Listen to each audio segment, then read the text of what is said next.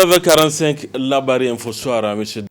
Bonsoir et bienvenue à cette nouvelle session d'information du mardi 29 mars 2022. Cérémonie de lancement des activités commémoratives de la Journée internationale du travail social. C'était ce matin par le secrétaire général adjoint du ministère de la Santé publique, de la population et de l'action sociale. Cette journée est placée sous le thème « Co-construire un nouveau monde éco-social, ne laisser personne de côté ». Le compte rendu de cette cérémonie d'ouverture, c'est avec Nafissatou Yahya et Nasser Seydou.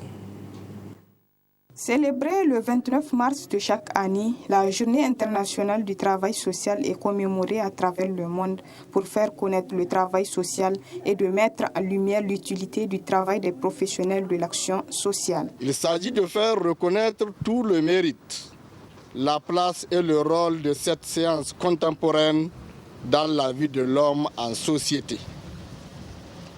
Commémorer cette année sous le thème Co-construire un nouveau monde éco-social, ne laisser personne de côté.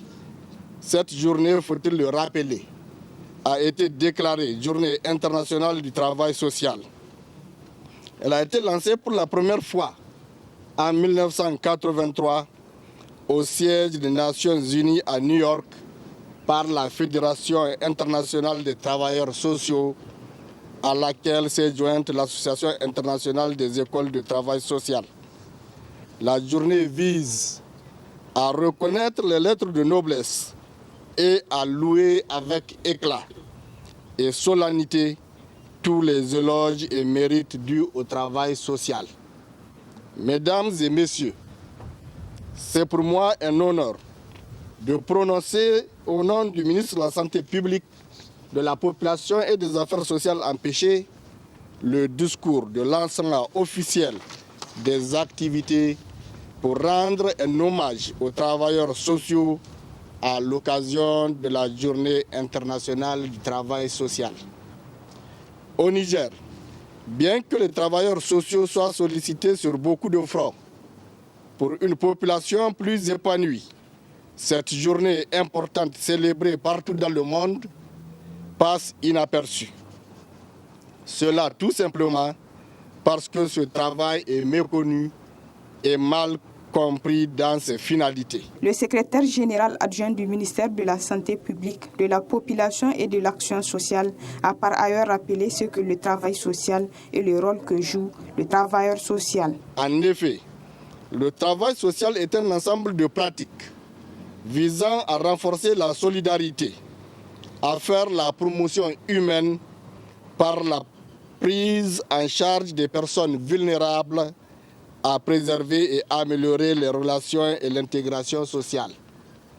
Le travailleur social est un professionnel qui a pour rôle, entre autres, d'apporter un soutien psychologique, matériel et ou financier aux individus, aux familles et aux communautés en difficulté, en vue de contribuer à alléger leurs souffrances.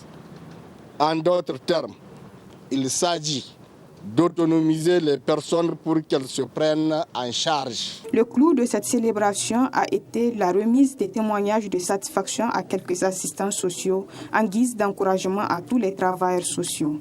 Aussi, l'occasion a été saisie par le ministère de faire un don symbolique aux malades de tuberculose. Au lancement, ce jour, mardi 29 mars, dans l'arrondissement communal Niamey 2, de la vente à prix modéré de céréales à l'endroit de la population démunie. Cette initiative vient accompagner la population, surtout dans cette période où elles ont du mal à joindre les deux bouts du fait d'une mauvaise pluviométrie. Le reportage de Boubacar Ibrahim et Alidou Brema. Par le présent geste, le maire de l'arrondissement communal Niamey 2 procède au lancement de la vente à prix modéré dans les différents villages et quartiers relevant de son entité administrative.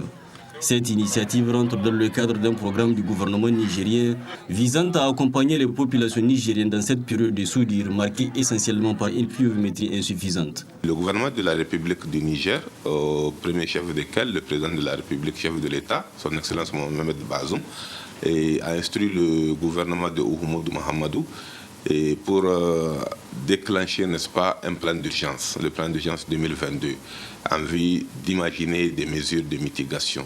C'est dans le cadre de ce plan d'urgence dont le lancement a eu lieu à Tilaberi il y a un mois, il vous souviendra, par le Premier ministre. Le gouverneur de la région de Niamey, Oudou Amboka, la semaine passée, a procédé également au lancement, n'est-ce pas, de la vente à prix modéré dans la région de Niamey et dans le village notamment de Sagogoro 2. Et aujourd'hui, l'arrondissement communal Niamey 2 a jugé nécessaire effectivement de procéder au lancement de cette opération afin, n'est-ce pas, de procéder à la vente à prix modéré. D'importantes mesures ont été prises pour faire en sorte que toutes les populations concernées en profitent et éviter que ces produits ne soient destinés à d'autres fins. Et cette opération, vous le savez, est très attendue par nos populations parce que la période de soudure est difficile à supporter. Et nous avons profité de cette tournée pour prodiguer des sages conseils au comité chargé d'abord de la vente et aux populations ensuite pour en faire en sorte que ce tapis va directement aux populations bénéficiaires. Et pour ce faire, il est interdit de faire des ventes en gros, c'est-à-dire on ne vend pas de sac. La vente se fera par mesure appelée TIA, la TIA locale. Et chaque ménage peut profiter de 1 à 5 TIA. Très enthousiasmés, les bénéficiaires dressent un sentiment de satisfaction tout en magnifiant l'initiative. Alhamdulillah, wanga tsari mun shi dadin shi. Tunda mu da muka zakwa goro kai nan ga masha Allah yanzu shekara ta 3 cikin garin ga. In an ka taimako muna samu. Allah shi mu mai gari albarka. Nous remercions les autorités pour cette initiative. Cela fait exactement 3 ans que je profite de ce genre d'initiative. Tunda muna da marayu hiya da 100 suna bayana. Ina neman musu abinci duk inda ake deposit ka ina kai takardu saboda samu abinci. Kenan ina neman nima a taimaka mi akan yara. Nous avons l'habitude d'acheter la tasse du mil à 900 francs et maintenant à 325. Donc Dieu merci. Allah shi kama mu shi kama mishi mu da aka kasa gare shi. Allah shi mutane miri Allah ya saka musu da alheri. Suna kokarin su Allah ya biya su. Mun gode fa mun gode kwarai wallahi. Bin kana kai man bisu wani. Ta sitiya kan go zangun da wa hakku. Zangu hinka ki kan da waidu cindigu. Bin kana ku siwa din banda. Nous sommes vraiment heureux de cette initiative. Une tasse de mil qui coûtait 900 francs et qui est ramenée à 325. Oh, mais boy, go hankani ba, ni ga hankani ba, so ya dubo ne me fe dono daino. Dono mo dubo sindu no bo bon si koy ka dai. Hayino. C'est vraiment soulageant. Nous remercions les autorités et nous prions qu'elles en soient gratifiées davantage pour qu'elles nous aident en retour.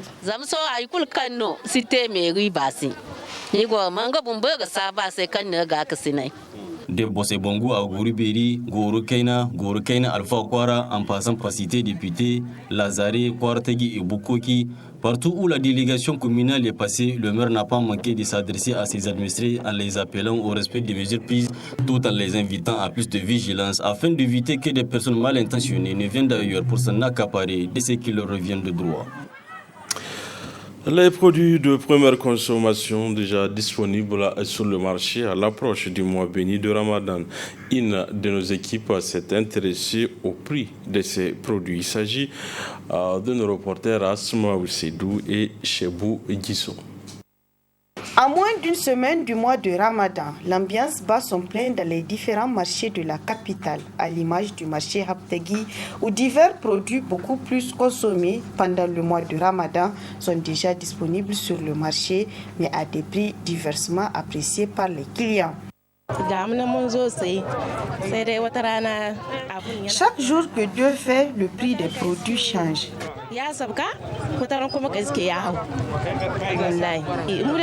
Maintenant, pour avoir le citron, il te faut 200 francs. C'est le préparatif de Ramadan. J'ai acheté ta 1000 francs, il a dit 1200. J'ai dit 1000 francs, si ça peut aller. Il m'a donné 100 000 francs. J'ai acheté. En tout cas, le marché est un peu dur. Mais alhamdulillah, ça va un peu. Ça va. À la grâce de Dieu, ça va. Qu'il s'agisse du citron, du gingembre, de la menthe ou encore du tamarin, pour ne citer que cela, ils sont tous visibles. Seul le prix de la plante Hibiscus sabdarifa ou bissap a connu une hausse et pour cause la mauvaise saison de pluie qu'a enregistré le pays selon les vendeurs. Le bissap est en manque du fait de la saison de pluie qui n'a pas répondu aux attentes cette année. C'est pourquoi le prix de la tasse a grimpé de 750 à 1000 francs. Le prix du citron également, car le citron nous provient de Lagos. Son prix varie de 250, 500, voire 1000 francs CFA. Il est certes vrai que les autorités compétentes tentent de faire de leur mieux pour atténuer la cherté de la vie aux consommateurs nigériens, mais beaucoup reste à faire. Une subvention des produits de grande consommation pendant le mois béni de Ramadan serait souhaitable. Un collectif composé des commerçants et des agents de transit projette d'organiser un marché mort le jeudi 31 mars prochain ici à Niamey. Ce préavis fait suite au non-respect des autorités de la revendication, suivant un des organisateurs. Nous pensons que lorsque le Premier ministre intime l'ordre à ses subordonnés d'écouter les structures syndicales pour pouvoir discuter par rapport à un problème d'ordre général, je crois qu'il est nécessaire que les ministres acceptent ce que le Premier ministre leur a dit. Très malheureusement, nous nous trouvons dans la même situation. On n'a ni été contactés, ni été écoutés, encore moins être appelés pour entendre pour nous entendre, pour savoir ce que réellement nous voulons dire par rapport à la revendication. Voilà ce qui a mis au monde cette situation dans laquelle nous sommes immersés. Il y a des points par rapport qu'ils ont essayé de dire qu'ils ont pris en charge. Mais jusqu'à présent, chez nous, il n'y a pas eu d'évolution et nous ne voyons pas une situation qui serait changée. Donc voilà d'où nous avons pris le courage à deux mains pour leur faire comprendre que, en fait, si le Premier ministre intime l'ordre à un ministre d'exécuter, je crois qu'il est de bon sens que le ministre accepte de nous rencontrer, discuter avec nous, nous entendre, même s'il n'y aura pas de satisfaction, quand même, une structure syndicale, surtout un collectif de syndicats, des commerçants, des transferts, qui auraient déposé un préavis, devraient être écoutés.